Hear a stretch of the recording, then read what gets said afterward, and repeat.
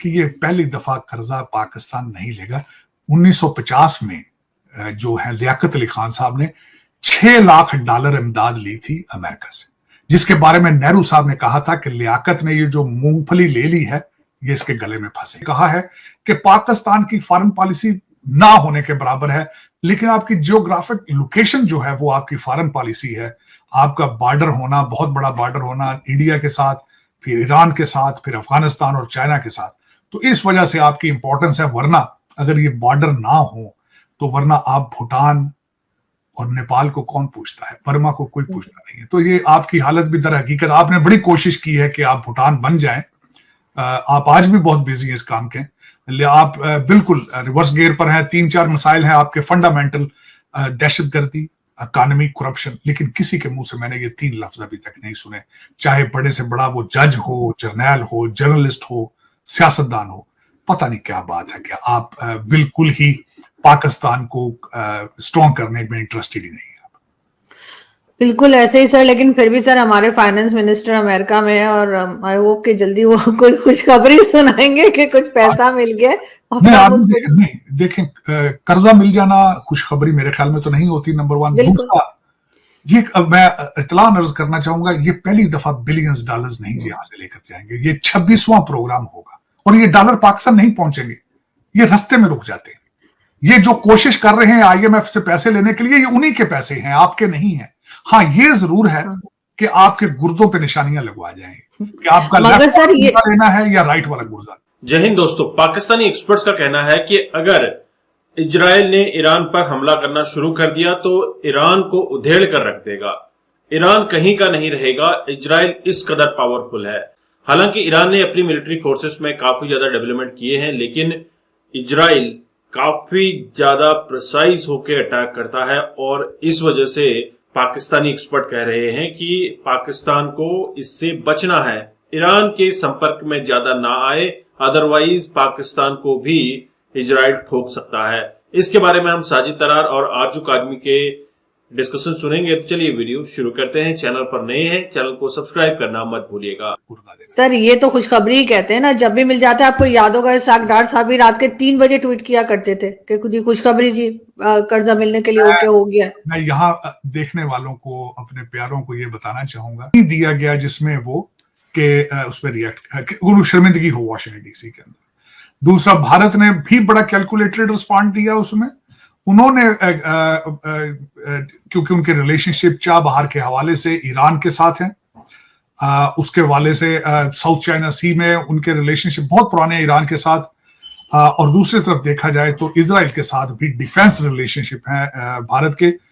और एक सबसे बड़ी जो खबर इस वक्त पिछले दिनों में आई थी कि 1 लाख भारतीय जो है वो फलस्तीनियों को वहां पर रिप्लेस करेंगे इजराइल के अंदर।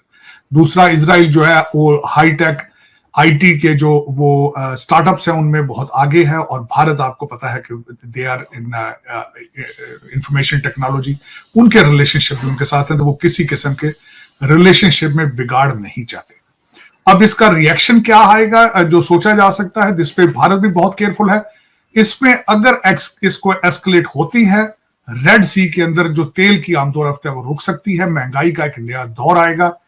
भारत जो है उसमें ईरान से पहले ही तेल ले रहा है, यूरोपियन यूनियन और अमेरिका की आंखों में आंखें डालकर तेल ले रहा है, डंके की चोट पर तेल ले रहा है।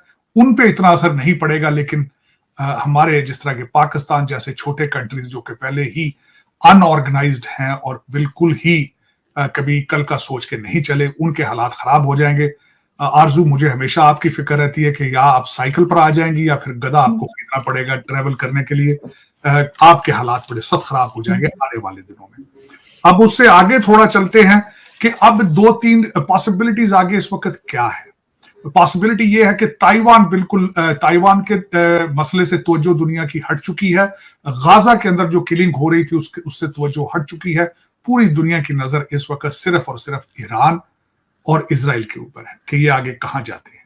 बड़े नाजुक मोड़ पे हैं। अगर इससे यहां से एस्केलेट करते हैं, एक भी गलत मिसाइल जो है वो थर्ड वर्ल्ड वॉर की तरफ ले जा सकता है।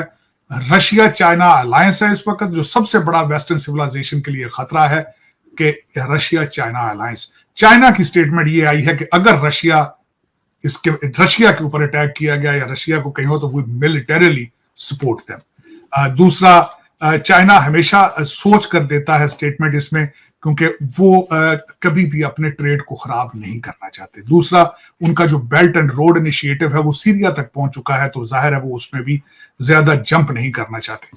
अब मैं थोड़ा सा ये बताना चाहूंगा कि इस सारे सिलसिले में 99% जो एक और बड़ी बात जो इसमें लोगों ने वॉशिंगटन डीसी के अंदर डिस्कस की जा रही थी कि जो आयरन डोम है इजराइल का, बड़ा महंगा है उसको इस्तेमाल करना। उसके बाद उन्होंने डेविड स्लिंग एक डिफेंस सिस्टम है उसको उन्होंने इस्तेमाल किया है। एरो डिफेंस सिस्टम है जो अमेरिका का बना है उसको इस्तेमाल किया गया है।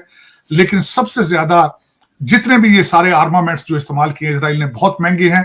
तकरीबन 50,000 से 1-1 लाख का मिसाइल जो है वो ड्यूरिंग उसमें आयरन डोम में इस्तेमाल होता है जब वो इंटरसेप्ट करता है। वर्सेस ईरान ने जो टेक्नोलॉजी यूज की ज्यादातर ड्रोन्स में, जो कि अमेरिकन टेक्नोलॉजी की रिवर्स टेक्नोलॉजी से बनाई गई है, वो तकरीबन सुना है बहुत सस्ती है, 500 से $1,000 या 1,500 तक वो बनता है। तो ये सारी सूरत हाल है। अब देखें इसमें दुनिया किस रुख जाती है। आज अमेरिका की तरफ से जिस तरह मैंने आपको बताया कि आर्मी जनरल वहां पहुंच चुके हैं, और जो पाकिस्तान पे रिएक्शन आएगा अगर यहां से एस्केलेशन जाती है, पेट्रोल बंद होगा, ईरानी बॉर्डर पे स्मगलिंग बढ़ जाएगी। एक तो ईरान के रिफ्यूजी पाकिस्तान में आएंगे, दूसरा जो बॉर्डर पे आप चाहते हैं कि स्मगलिंग की जाए उसकी मिकदार बढ़ जाएगी। तेल भी स्मगल होके आएगा, जाहिर है जब रेड सी से नहीं आएगा। पूरी दुनिया में एक महंगाई का तूफान आएगा अगर इससे हम आगे जाते हैं। लेकिन अब देखें कि पाकिस्तान वैसे भी एक बंद गली में फंसा है। पिछले दिनों आपने पाइपलाइन की बात की अमेरिका से, तो उन्होंने साफ जवाब दिया। अब आप पाइपलाइन की तरफ बढ़ते हैं तो $8 बिलियन IMF का रुक जाएगा। अगर आप पाइपलाइन की तरफ जाते हैं ईरान के साथ, तो फिर अगर नहीं जाते तो आपके पास $20 बिलियन का उन्होंने आपके ऊपर केस करना है इंटरनेशनल कोर्ट ऑफ जस्टिस में। तो उस हालात से आप बड़े बुरे तरीके से फंसे हुए हैं। देखें आने वाले दिनों में अब क्या निकलता है आपके लिए। लेकिन सर ये भी लोग कह रहे हैं कि गल्फ कंट्रीज जो हैं उनके लिए भी प्रॉब्लम हो सकती है, क्योंकि ईरान ये कोशिश कर रहा है कि सैंक्शंस हटा दी जाएं। वो हट गई, जो कि भारत भी जिस चीज का हामी है वो भी चाहते हैं कि ईरान जो है वो थोड़ा सा उसको मौका दिया जाए सैंक्शंस हटा के। तो फिर तो ईरान तेल देने लग जाएगा सब लोगों को, तो गल्फ कंट्रीज इनको प्रॉब्लम आएगी ना। पाकिस्तान तो चले है ही बीच में फंसा हुआ। ईरान के लिए भी इश्यूज हैं, गल्फ कंट्रीज के लिए भी इशू, पूरी दुनिया के अंदर जब जाहिर है तेल की आमदोरफ्त बंद होगी तो उसमें तो एक कमोशन तो होगा उसमें। लेकिन यहाँ मैं थोड़ी एक आपको ऐड करना चाहूंगा कि जो कतर के अंदर इनकी आर्मी बेसिस हैं, बहरीन के अंदर भी आर्मी बेसिस हैं, इन्होंने इस जंग ये करने से पहले इन्होंने अमेरिका को वार्न किया है कि you can not use these army bases to attack Iran. ये एक बहुत बड़ी सिग्निफिकेंट बात थी, ये भी मैं आपको ऐड करना चाह रहा था। इस वक्त अगर देखा जाए तो दुनिया वाकई ही अगर देखा जाए तो बड़े नाजुक मोड़ पे है। अगर इजराइल ने इस पर रिटेलिएट किया तो the circumstances will be out of hand. जिस तरीके से मैंने आपको बताया कि बल्कि रशिया से ये खबरें आ रही हैं, रशिया, चाइना, ईरान और उनके साथ उनके एलाइज इराक, यमन, ये एक साइड पे होंगे, लेबनान एक साइड पे होगी, लाबी बनेगी, और दूसरे इजराइल के साथ उनके एलाइज हैं जिसमें अमेरिका सबसे आगे है, यूके है, फ्रांस है और ये दूसरे ममालिक हैं। लेकिन मैं समझता हूं कि ज्यादती है इस पे, इंसानी जिंदगियों का ज़िया होगा। पहले ही 34,000 से ज्यादा फलस्तीनी मारे जा चुके हैं। इस तरह ही दूसरी साइड से इतने तो नहीं है, तकरीबन 1200-1400 जो इजरायली मारे गए हैं। लेकिन मेरे ख्याल में जिन मसलों का हल नहीं होते, मेरे ख्याल में डिप्लोमेटिक सोर्सेज को पहले इस्तेमाल करना चाहिए। लेकिन सर अमेरिका की तरफ से भी तो स्टेटमेंट यही आया था कि वो इस चीज को सपोर्ट नहीं कर रहे ना। वो ये कह रहे हैं कि इजराइल जो है वो पलट के दोबारा किसी किस्म का हमला करे। इस चीज को रोकने की ही बात अमेरिका और यूके सब तरफ से की जा रही, तो किसी को सुना नहीं जाएगा। भारत पहले ही कह चुका है कि वो इस तरह की चीज को सपोर्ट नहीं करते। कई बार पीएम मोदी ने भी कहा है कि जी ये वक्त जो है या जंग का नहीं है, इस तरह की वॉर्स का नहीं है, तो कोई नहीं सुन रहा क्या? नहीं, मेरे ख्याल में इजराइल जो है हमेशा अपनी मनमानी करता है। इस वक्त इजराइल की सबसे ख्वाहिश बड़ी ये है कि अमेरिका को किसी तरीके से ड्रैग करके वार में लाया जाए, और अमेरिका बड़ी मुश्किल से अपने आप को बचा के फिर रहा है, क्योंकि उन्होंने देख लिया है उनका टोटल इस वक्त अमेरिकन फॉरेन पॉलिसी है, they are gearing towards China. वो छोटे छोटे कॉन्फ्लिक्ट से निकाल के उन्होंने बड़ी मुश्किल से अपने आप को इस पोजीशन पे लाया गया है कि टारगेट करें वो चाइना को। लेकिन उसमें ये देखें कि इजराइल कुछ भी करने से पहले अमेरिका को वॉर नहीं करता, पूछता नहीं है। इजराइल अपनी मनमानी करता है और इस पे अमेरिकन बड़े डिसअपॉइंटेड हैं। अगर देखा जाए तो इसमें इस वक्त दो चीजें चल रही हैं। इजराइल के अंदर भी इलेक्शन होने वाले हैं, उसके ऊपर अगर वो आगे अपने आप को सही तरीके से प्रोटेक्ट या रिटेलिएट नहीं करते तो नेतन्याहू लूज कर जाएंगे। अगर वो रिएक्ट करते हैं तो यहाँ से हमारे बाबा जी बाइडन हार जाएंगे। तो दोनों तरफ पे इलेक्शन है, तो इलेक्शनों का भी एक सियासी भी इसकी सूरत हाल है। दूसरी एक जो नई चीज उभर के सामने आई है, पहले इस्लामिक वर्ल्ड को लीड करने के लिए दो मुल्क आगे आगे होते हैं, एक सऊदी अरेबिया और दूसरा टर्की।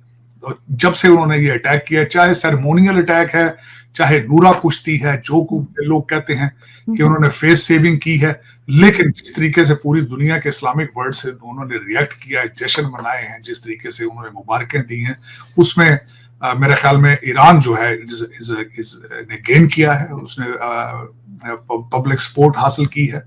और इसमें लूजिंग साइड पे जो नजर आ रहा है वो इजराइल अमेरिका है, और दूसरे टर्की और किंगडम ऑफ सऊदी अरेबिया है। जॉर्डन के खिलाफ भी इस वक्त मैं इंटरनेट पे मैंने देखा था, जो किंग ऑफ जॉर्डन है उसके खिलाफ एक पूरी कैंपेन जारी है। लोग उसके ग्रैंडफादर को इस वक्त क्रिटिसाइज कर रहे हैं, जिन्होंने वर्ल्ड वॉर फर्स्ट के अंदर अपना रोल अदा किया था। उन्होंने टर्किश को, ऑटोमन एम्पायर को सपोर्ट नहीं किया था, उन्होंने उनके दूसरे लोगों को, ऑपरेसर्स को, जो जंग लड़ रहे थे खिलाफ यूरोपियन, उनको सपोर्ट किया था। तो आज उनको भी कहा जा रहा है कि instead of with Iran they are with their other countries. और इस वक्त अब देखें आने वाले दिनों में क्या होता है, लेकिन फिलहाल जो है अभी तक तो सुकून है। इजराइल में कहा गया कि लोग शेल्टर से निकल आए बाहर, और ऑलमोस्ट दे आर नॉर्मल। देखें क्या होता है। लेकिन सर पाकिस्तान में तो बहुत से लोग ये भी कह रहे हैं, जो मैं टीवी चैनल्स वगैरह देख रही थी वहाँ ये बात भी की जा रही है और सोशल मीडिया पर भी, कि ईरान ने सिर्फ एक कहना चाहिए धमकी के तौर पे या सिर्फ दिखाने के लिए किया, क्योंकि वो ये चाह रहे हैं कि सैंक्शंस हट जाए किसी तरीके से। तो क्या सैंक्शंस हट पाएंगी ईरान पे से? मुश्किल। देखिए इसमें सैंक्शंस अब उसमें किस तरह हटेंगी। एक तो जो बाइडन इस वक्त लैम डक उसको कहते हैं, लैम डक से मुराद ये है कि उनका एक पांव उनका व्हाइट हाउस से बाहर है, एक अंदर है। लोग, सारी दुनिया जो है, डिप्लोमेट्स परेशान है। लोग समझते हैं कि Donald Trump is coming back. Donald Trump वापस आते गए तो उनका सबसे बड़ा पहला जो स्टेप पिछले दौर में वो हमेशा। तो दोस्तों आपने यहाँ पे साजिद तरार और आरजू काजमी जी के डिबेट सुने, डिस्कशन सुने, आपको काफी अच्छा लगा होगा। काफी यूजफुल इंफॉर्मेशन इन्होंने बताई है, काफी अच्छी जानकारी ये रखते हैं। जियोपॉलिटिकल एक्सपर्ट है तरार साहब यूएसए से। और सबसे खास है, उन्होंने पाकिस्तान को चेतावनी दी है कि भैया पाकिस्तान इस चीज से दूर रहो, तुम्हें इसके फटे में टांग नहीं अड़ानी है। ये इजराइल है जो तुम्हारी टांग तोड़ देगा और फिर तुम लंगड़े होते हुए फिरोगे। वैसे तो लंगड़े हो ही गए हो, भूटान बनने की स्थिति में आप हो। लेकिन अभी क्या है कि पाकिस्तान के जो अवाम है अभी ईरान को सपोर्ट करती दिख रही है, और सियासत भी ईरान को सपोर्ट करती दिख रही है। हालांकि ऑफिशियल कोई बयान आया नहीं है, लेकिन वैसे तो सपोर्ट कर ही रही है। जबकि ईरान इनके बॉर्डर के अंदर घुसकर बलूचिस्तान में कुछ दिन पहले ही रॉकेट अटैक किया था।